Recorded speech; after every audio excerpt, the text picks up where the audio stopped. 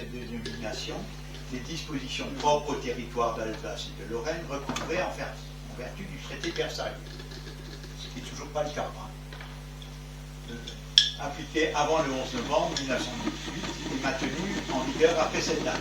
Mais depuis, diverses dispositions propres aux trois départements recouvrés ont été adoptées par le Parlement et par le gouvernement français. Et on va voir ce qui s'est passé. Oui.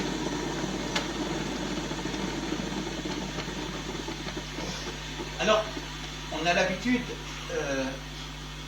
en matière de ce fameux droit local, d'évoquer trois strates successives. Un, ce que l'Allemagne,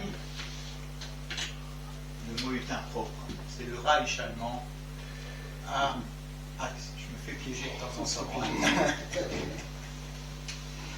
Le droit français maintenu lors du rattachement à l'Allemagne en 1871 et non remis en cause par la Troisième République après 1918. Et là, on va voir un exemple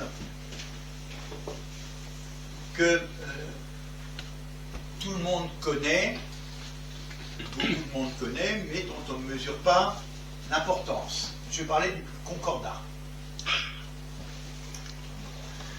Donc, je mets le mot concordat également entre guillemets. Le concordat donc fait partie de cette première strate, texte d'avant 1871, mais en réalité, Napoléon avait transformé le concordat en loi concordataire. Ce qui fait, d'une part, on avait la Convention internationale passée entre l'État français et le Saint-Siège, mais pour avoir la paix, je dirais, Napoléon a repris les termes du concordat et les a appliqués aux cultes protestants et juifs. Gros scandale chez les catholiques, mais finalement, la loi concordataire du 18 Germinal en 10 reprend les clauses du concordat et c'est une loi votée par le Parlement. Anecdote, l'article 17 du concordat ou de la loi du 18 Germinal en 10 prévoit que, je transpose, si le chef de l'État n'est pas catholique, il va falloir renégocier un concordat. Je fais un bond en avant de 100 ans.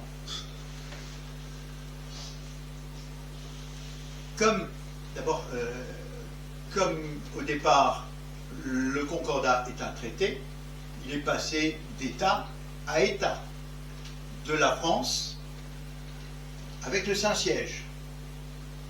Mais quand l'Alsace devient allemande, le Reich ne peut pas reprendre le traité, puisque le signataire, c'est la France. Mais il peut conserver la loi du 18 Germinal en 10. Et lorsque, en 1905, on va supprimer,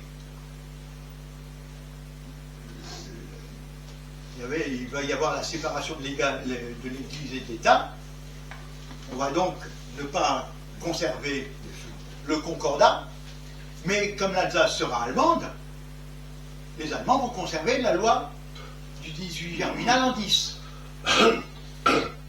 Pour le Reichsland. Pour le Reichsland, tout à fait. Une précision très utile. L'an 10, c'est quelle année? Pardon? L'an 10, c'est quelle année? 1802, quelque chose comme ça. Ouais. 1802.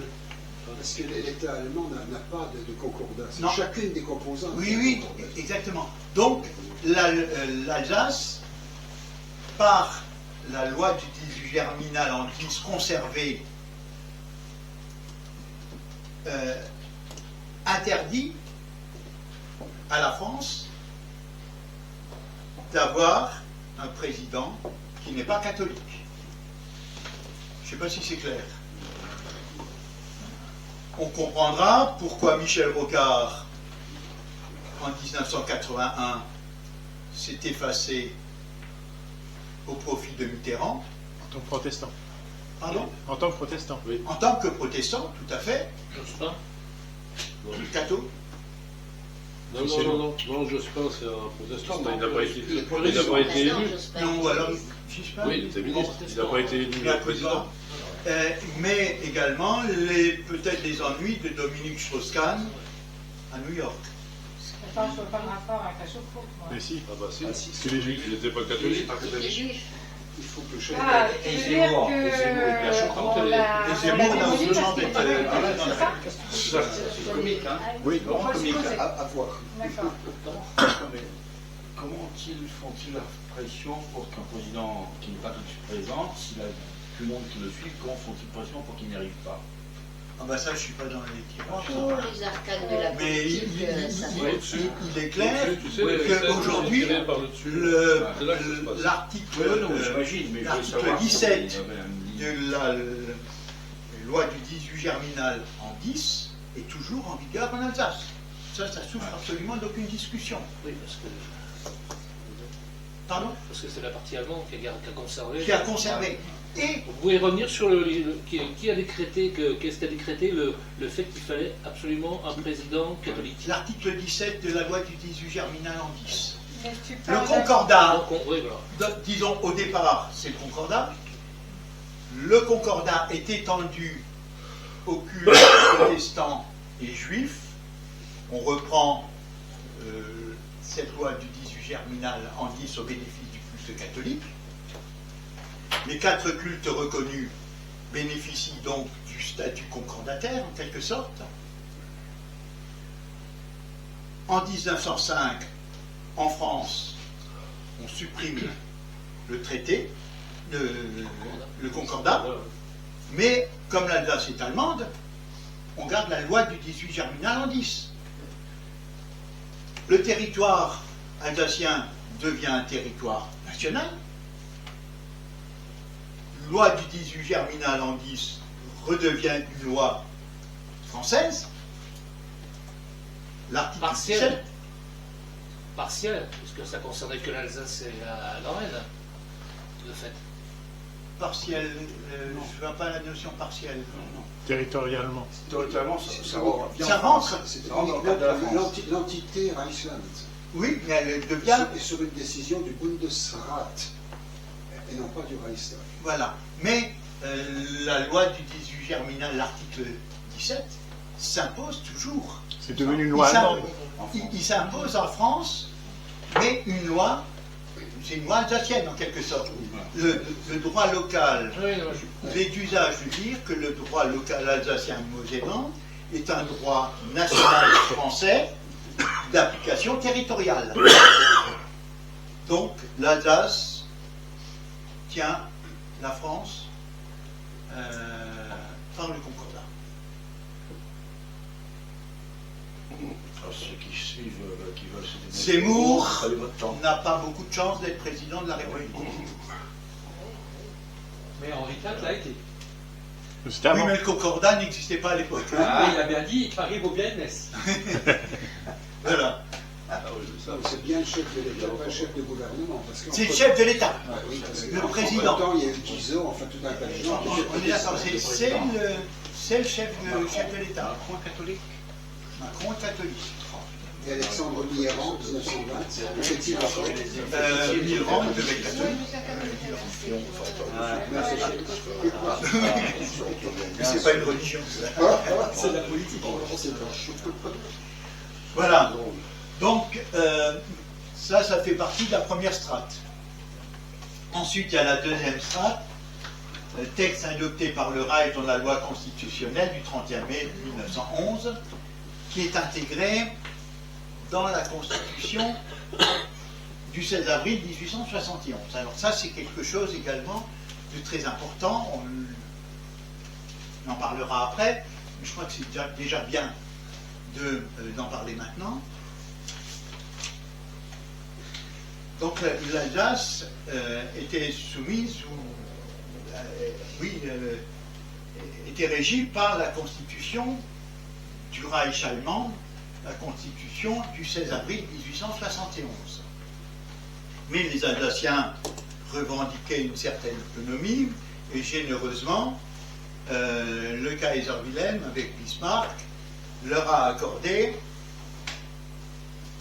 un texte spécifique qui est la loi constitutionnelle pour l'Alsace-Lorraine.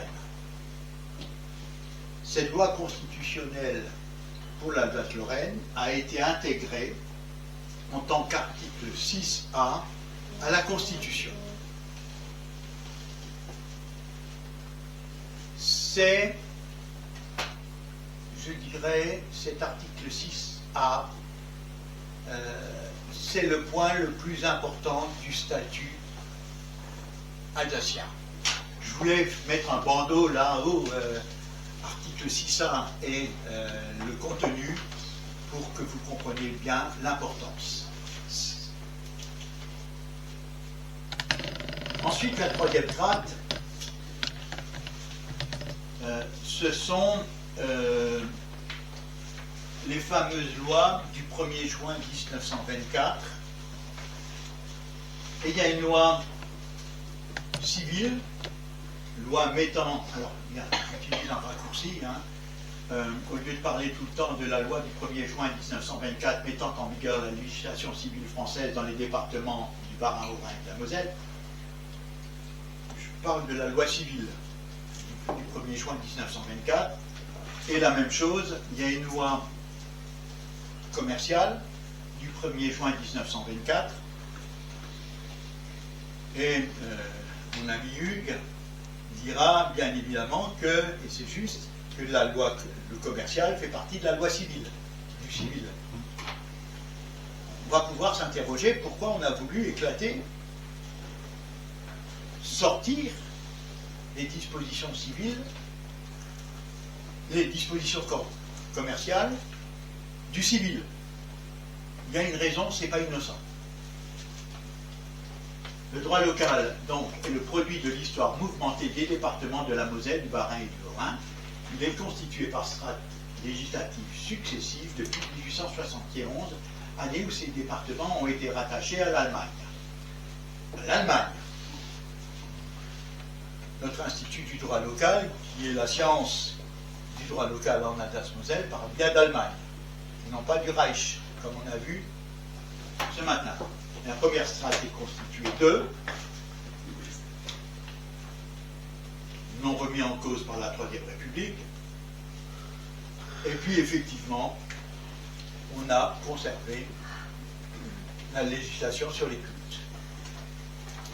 Excusez-moi, c'est le 1er juin 24, c'est donc à la fin du mois de mai ont eu lieu des élections. Tout à fait. Les radicaux, le premier cartel des gauches, au pouvoir. Tout à fait. Et on s'étonne de voir que quelques jours après seulement, la loi a été exactement, ce qui fait que la législature, je crois que c'est la 11e si je ne me trompe pas, a tenu à voter ces lois. Si ça avait été la 12e législature, ben, les nouveaux députés se seraient posé des questions. Donc on a voulu d'urgence voter la loi du 1er juin, les deux lois du 1er juin 1924 pour que les nouveaux députés n'y comprennent, n'y touchent pas, ne s'en préoccupent pas. Il y a eu la grande résistance des catholiques français pour la deuxième fois depuis 1905. Voilà. Donc, il s'agit des lois d'Henri 1, une loi du Code civil, voilà. Bon, voilà. Précision, Jean-Luc, parce que tu m'as entendu la perche. Alors ça peut surprendre parce qu'on a un code du commerce et un code civil en France, mais pourquoi les affaires commerciales sont concernées par le civil? Parce que dans le code civil, vous avez des chapitres sur les contrats et les obligations, qui sont à la racine de toute la législation concernant le code du commerce. Les codes ne sont que des rangements de lois et de réglementations. Donc on a fait un code spécial sur le commerce, mais sa base, c'est les chapitres du droit des contrats et des obligations qui sont toutes dans le code civil. J'espère que j'ai pu faire pour comprendre pourquoi il y a une dichotomie juste de lecture, mais en fait en matière de racine de droit, c'est la même. Sauf que le droit du commerce est une branche spéciale du droit civil, mais tout est dans le code civil. Alors, l'Institut du droit local donc, parle de l'histoire mouvementée de l'Alsace, Moselle, Lorraine. On va voir un peu, à titre de rappel, qu'est-ce que c'est comme histoire mouvementée. Donc, 26 février 1871, cession à perpétuité de l'Alsace-Lorraine par la France à la Fédération d'États allemands, nommée par anticipation, on en a parlé ce matin. La cession en toute souveraineté et propriété par le traité prévu donc par le traité des préliminaires de paix fait suite à une addition de violation de la règle de droit en France. Si d'aventure on voulait effectivement contester certaines choses, on pourrait revendiquer la violation constitutionnelle du 4 septembre 1870. Puisqu'il y a eu une autoproclamation du gouvernement français, notamment chargé de la défense de l'Alsace-Lorraine, et que celle-ci, cette autoproclamation, n'a jamais été régularisée à effet rétroactif. Je comprends que quand il y a un renversement de pouvoir, c'est la force qui l'emporte, mais à un moment, il faut régulariser. Et ça n'a jamais été le cas. 1870-1871, cession de l'Alsace-Lorraine par vice de consentement, c'est-à-dire qu'on a affamé Paris, que les députés, principalement parisiens, sous le coup de la famine, ont voté la cession de l'Alsace-Lorraine. C'est un vice du consentement également. Le 2 mars 1871, la loi qui autorise le chef de l'État à ratifier donc la cession de l'Alsace, elle est publiée avant le vote des députés. Ça continue.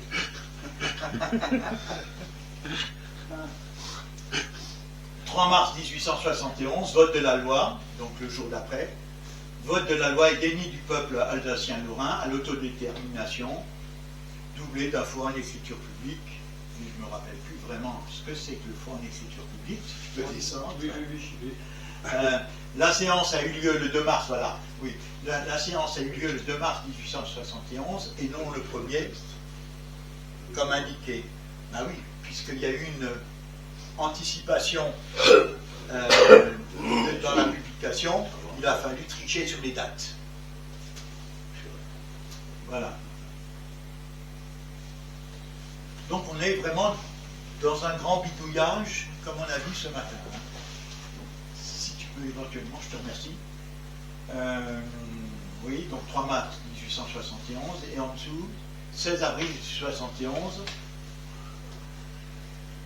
On passe de l'autre côté du Rhin, donc 16 avril 1871, par l'article 1er de la Constitution du 16 avril 1871, la Fédération allemande souveraine et propriétaire de l'Alsace, Lorraine, est nommée Reich allemand.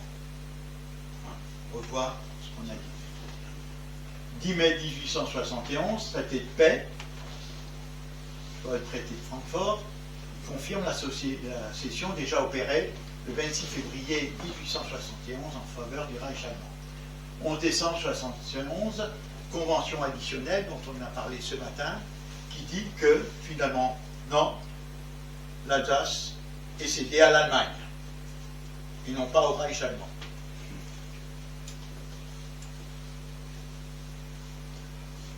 Alors en outre, oui, la version française elle, reconnaît certaines subrogations au profit du gouvernement allemand, c'est-à-dire que le gouvernement allemand se voit confier le chemin de fer. Ben, il va en tirer un certain bénéfice.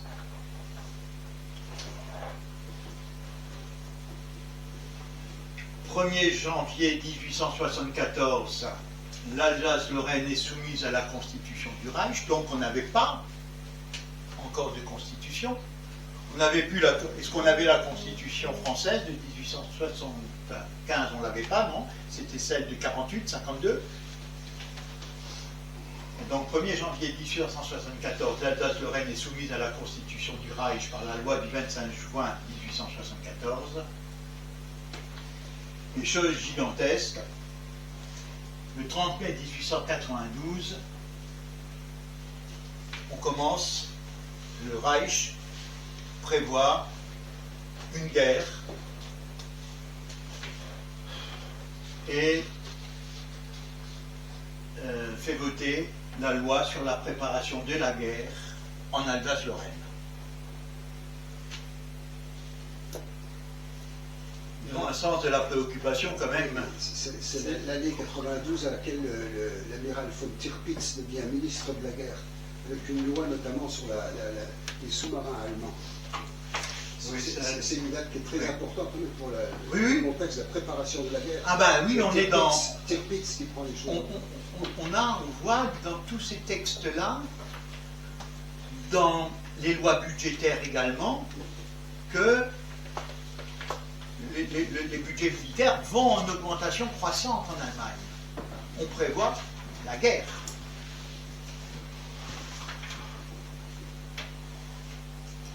Excuse-moi, Jean-Luc, oui. Je fais une coupure, je vous demande pardon. Mais vous avez vu les conférences du docteur Martin Oui. des États-Unis? Oui. Non. Oui. Il est, je t'invite à aller, c'est un grand spécialiste des brevets aux États-Unis et il était en charge d'une structure qui contrôlait les domaines des brevets pour pas que ça devienne des armes biologiques. Et il explique tout ça. Si vous avez... ça me fait... c'est évident tout ce qui s'est passé sur l'actualité actuelle par rapport à tout ça. Merci. Donc, le lobby économique et militaire. Ils ont préparé la guerre. Industriel. donc le 31 mai 1911, nous avons cette fameuse loi constitutionnelle pour l'Alsace-Lorraine qui est intégrée à la Constitution allemande. L'empereur contrôle toujours les 3 départements, mais le statut d'Alsace-Lorraine est impossible de modification, excepté par une loi du Reich allemand.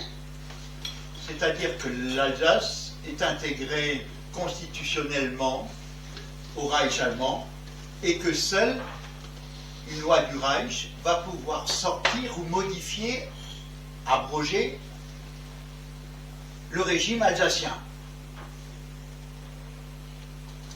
C'est, pour moi, je pense, la disposition la plus importante qui fait qu'aujourd'hui, nous sommes encore sous la souveraineté, je dirais, allemande.